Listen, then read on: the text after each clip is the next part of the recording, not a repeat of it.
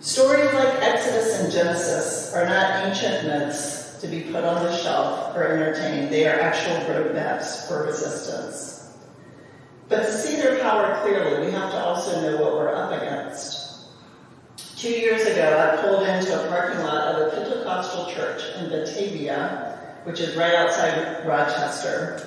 I was there to observe the Reawaken America tour.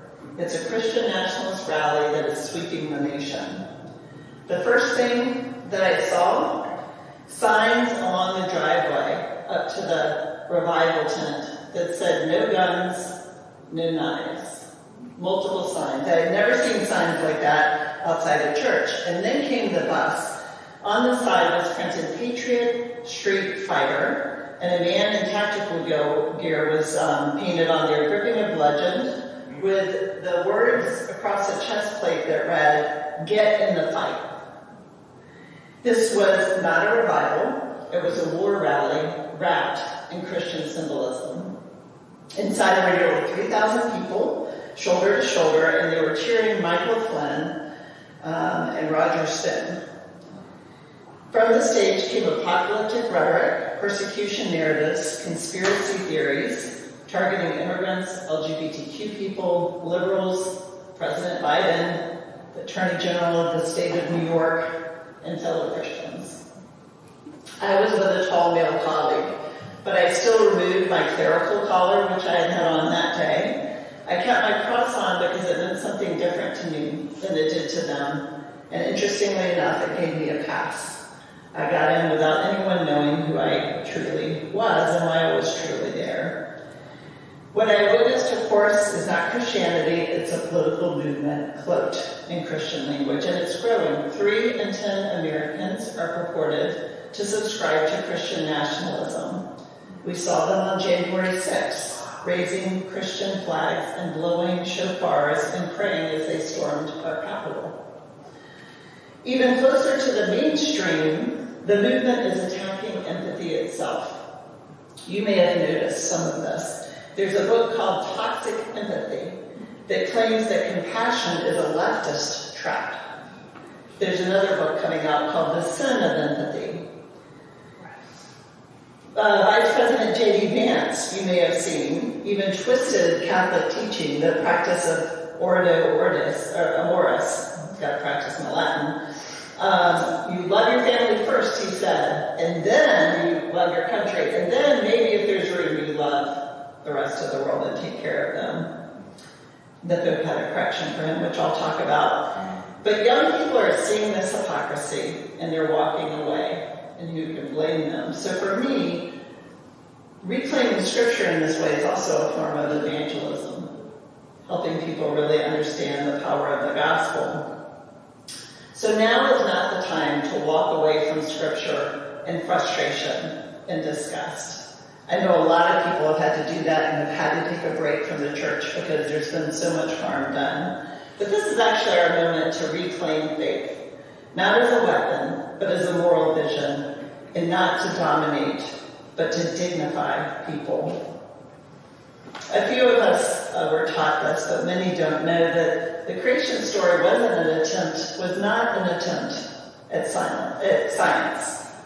They didn't have science back in that time. The creation story is actual moral defiance. In the ancient world, people believed that the universe was born through violence, that human beings were created from the blood of slain gods, and they were meant to serve as slaves. That was the prevailing belief. So think about what you know of the creation story, that into the world bursts a God who doesn't dominate, but delights in the creation, as a God that calls all of creation good, not once, but 6 or 7 times. It's a God that makes humanity in God's own image. This gives us a spiritual practice, and it's called restoring human dignity. To humanize others is to resist tyranny. And I saw that when I had the opportunity to go to McAllen, Texas, during the height of the separation crisis, child separation, with immigrants. And Sister Norma Pimentel runs a migrant respite center there along the border. They bring migrants who've been held in ICE detention center for weeks at a time. They've struggled to come, in, and they've been held. They're often sick and they're downtrodden, and it includes families and children. They come to her respite center to have a meal before they start their long journey to where they're going to settle in the country to await their trials. Many of them have ankle bracelets that they have to charge when they come to her center before they begin that journey. They have no idea where they are or what end is up. And so I was there standing with a couple of volunteers outside her center and had no idea what was going to happen, but a line of immigrants, about 100, came over. They were walking from where they'd been dropped off, and there was one child on his father's shoulders, and he was wilted over, almost as though he could teeter off at any moment. And I kept my eyes on that boy. He reminded me of my own son. As the immigrants approached the door, the volunteers in the crowd began to cheer, just loudly, wouldn't stop. And that boy rose like a watered plant and smiled ear to ear.